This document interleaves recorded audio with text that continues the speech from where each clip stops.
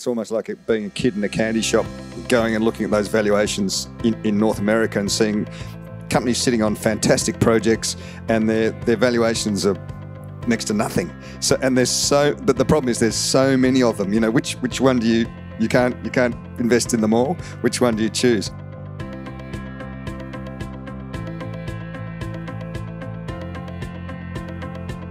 Hello and welcome to the Assay. Today I'm here on site at the One-to-One Mining Investment Sydney event, and we're talking to John Forwood, Chief Investment Officer at Lowell Resources. So John, thanks for joining me today. Thanks very much for having me on the interview.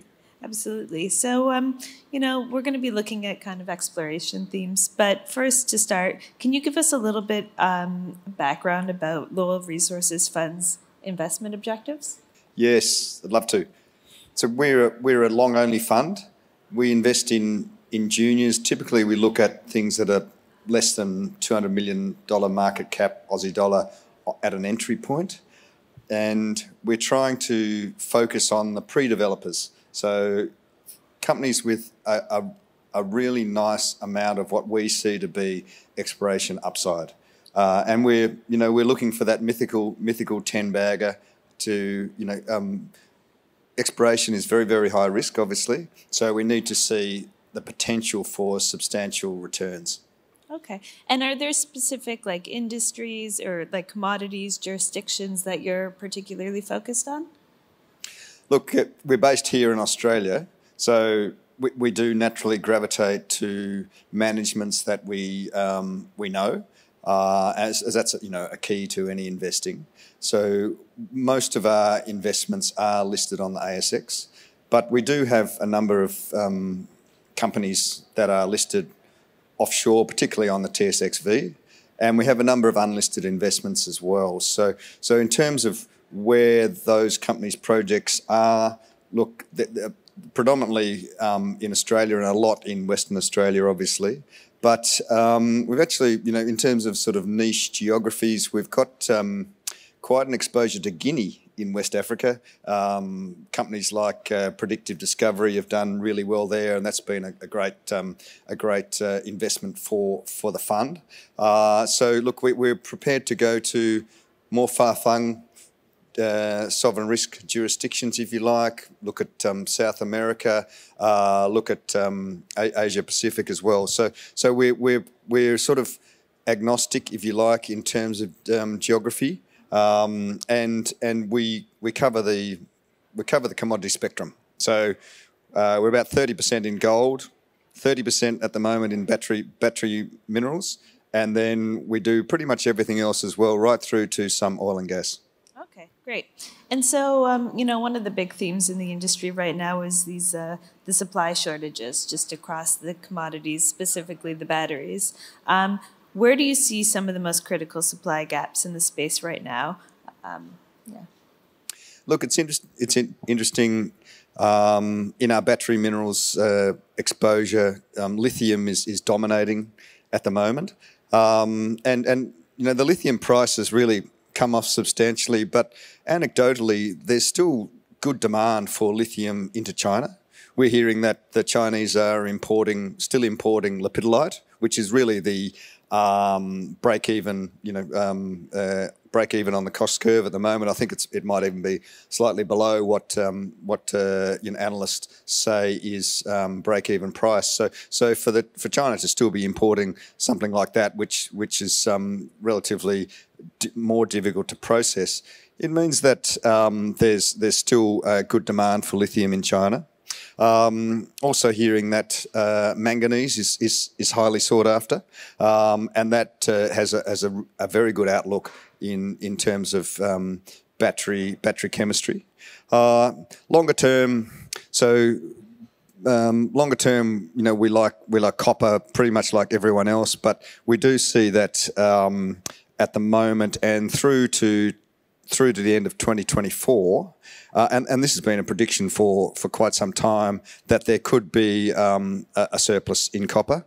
But in the midterm, once we've got 2024 out of the way and new production coming through and perhaps relatively soft demand out of China, we see that as being an attractive fundamental commodity. Okay, great. And so, you know, there's been a bit of a disconnect between some metals prices and junior sector equity valuations. Do you have any insight into kind of why this is, and if there's any kind of potential fixes for this? Look, I think, yeah, it's absolutely, you know, if you look at gold, you know, the junior gold explorer has been forgotten and very unloved of late. And that's despite, you know, the gold price being relatively high. As we sit here today, the Aussie dollar gold price is over 3,000 Australian dollars an ounce. The US dollar gold price has bounced back from, I think it got down to 18.20 earlier in October, and now it's, you know, around the 19.30 levels. So very healthy price. The producers are actually making really good money, and they're the ones who are sort of sitting back and going, okay, well, we can almost just pick and choose and pick off, you know, the juniors that we want, because there is, on the M&A side, there's not a lot of urgency, you know, and competition at the moment.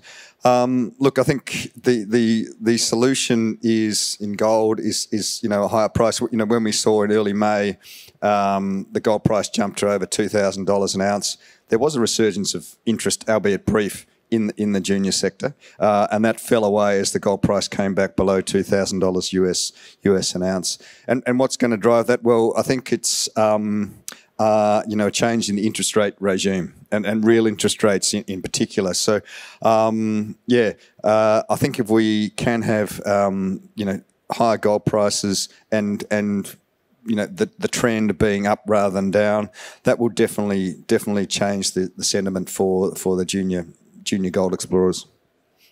You know, maybe we can talk a little bit about what some of the key hurdles or challenges for explorers are in this market, specifically the juniors. So, you know, is it labor issues, you know, and I suppose how can all of these issues be addressed moving forward? I think the main elements for junior exploration are probably geologists, drilling, and assays. We're certainly hearing or seeing that drilling rigs are becoming more available, and a number of companies are actually organising, if you like, drill for equity, where drilling companies won't be paid cash; they'll just be paid a portion of their costs in shares. So that's one area which is freed up. I think geologists are still relatively hard to find, and you know, the cost of a good geo is not falling at all. Assay labs, yeah, we are seeing that assay turnaround times have definitely shortened, and there's more capacity. There's been a bit of a build out, and there's been also development of new and faster assay techniques. So, yeah, those three elements are freeing up. I think the big challenge, and the one that is getting worse, is permitting and access. So, you know, WA Western Australia is held out to be, you know, one of the best places to explore and go mining in the world. But there's parts of Western Australia which are almost, you know, locked up.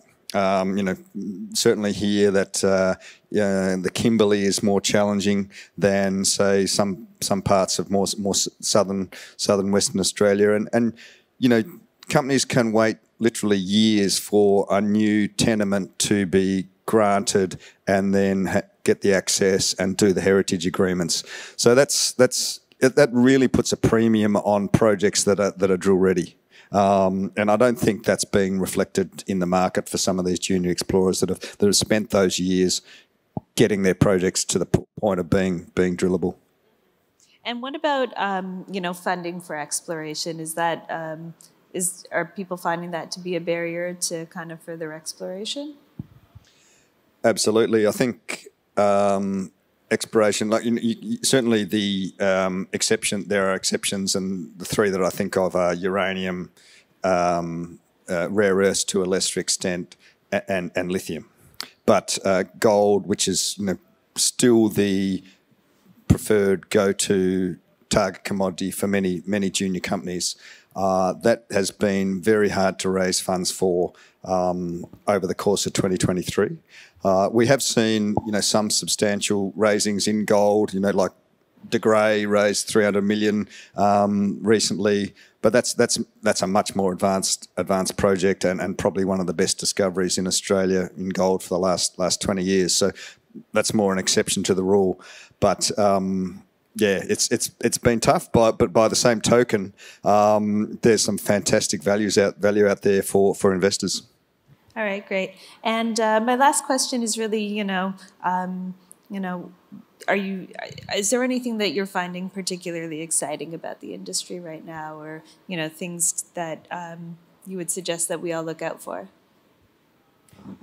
Look, I think one thing that is perhaps evening out a bit, but has been quite marked, is a differential in valuation between ASX explorers and TSX explorers, and on average, you do see higher valuations in North America than you do in Australia, but that's really reversed at the moment.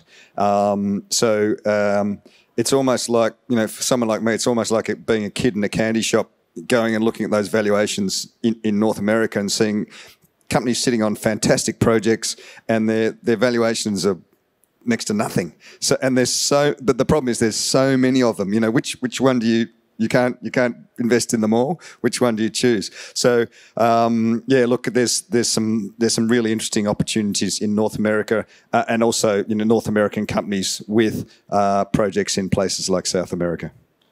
All right. Well, those were all the questions that I had for you today. So, John, thanks for joining me here at the Assay. Absolute pleasure. Thanks, Amy. Thanks.